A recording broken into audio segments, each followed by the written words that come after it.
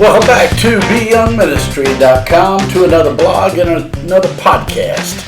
Today we're in Hebrews chapter 5, verses 1 through 4, which reads, "Every high priest is selected from among the people and is appointed to represent the people in matters related to God, to offer gifts and sacrifices for sins. He is able to deal gently with those who are ignorant and are going astray, since he himself is subject to weakness. This is why he has to offer sacrifices for his own sins, as well as for the sins of the people. And no one takes this honor on himself, but he receives it when called by God, just as Aaron was." That's Hebrews chapter 5, verses 1 through 4. The goal of the book of Hebrews is to present to its readers the Lord Jesus Christ as the Messiah. Hebrews was written to a group of Jewish believers to show them they had made the right choice in believing in the Lord Jesus.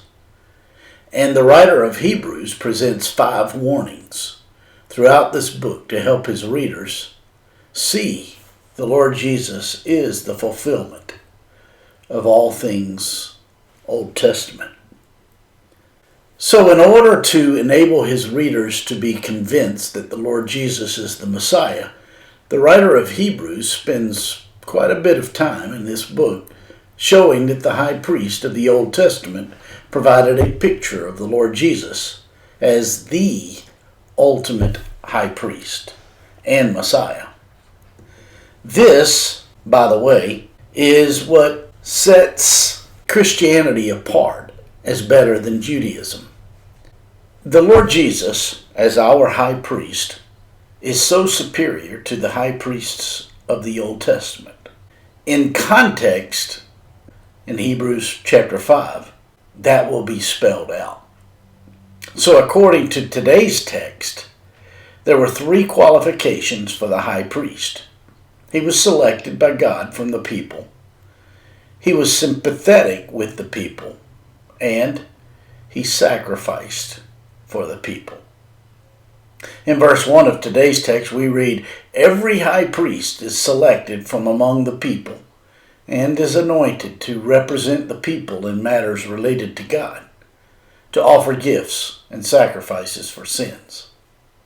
The first qualification for the high priest was he was selected by God from among the people.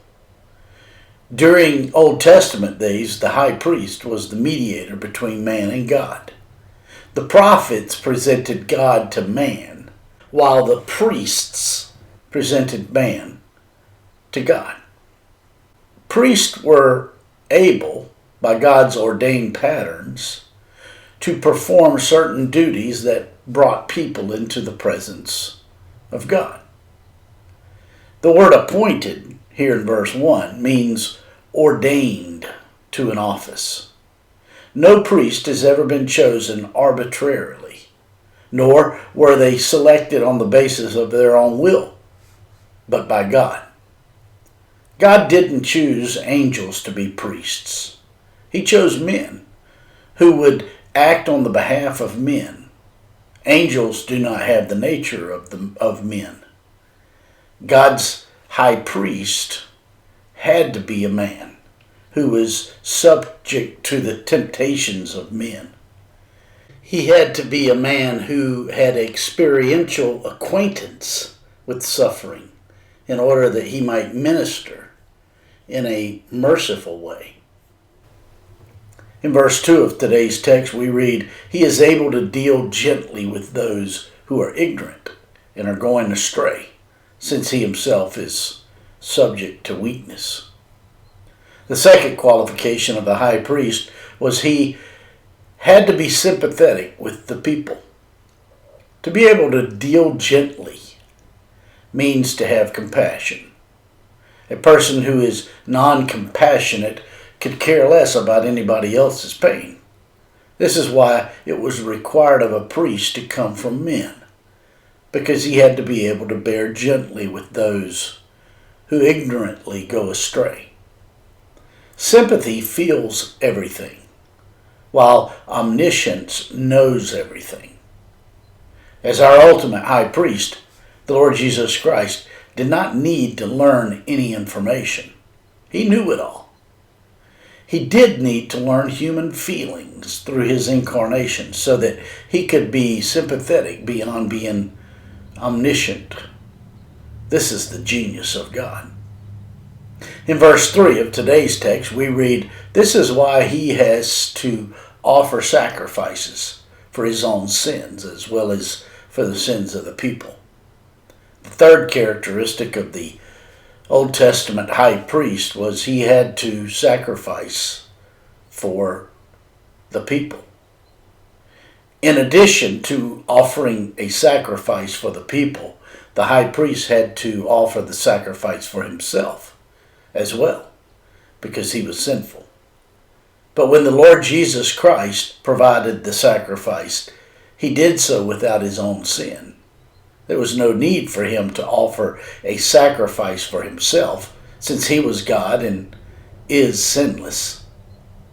That in itself makes him a greater high priest than any other high priest in the Old Testament who had ever lived before.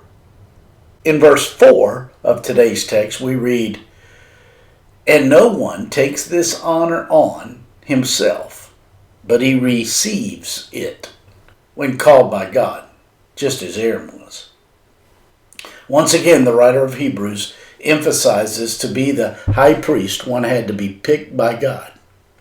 This is instructive since the Lord Jesus Christ is our high priest. And in sending the Lord Jesus to earth, the Father in heaven fulfilled the requirements of all those high priests who came before him. You see, God had to become a man.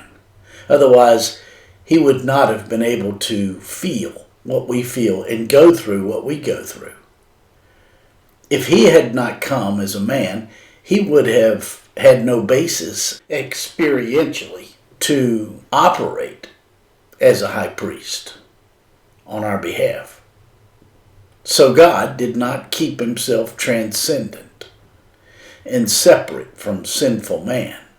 He entered into the world of men in order that he might be the just and sympathetic and merciful and faithful high priest. And so the incarnation was an absolute necessity.